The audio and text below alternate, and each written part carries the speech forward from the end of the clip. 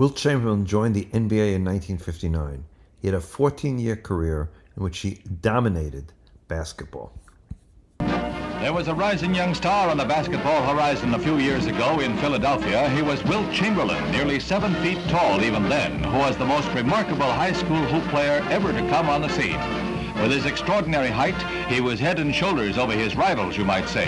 During his high school days, there was no one in his class defensively, and when driving for a basket, Wilt was almost unstoppable.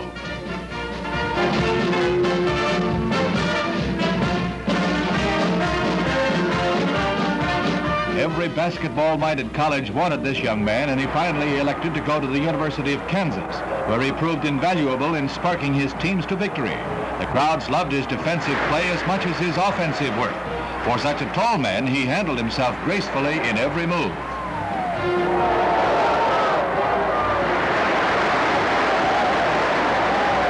He blazed through his college years like a comet, and there wasn't a pro team in the country that didn't long to have him.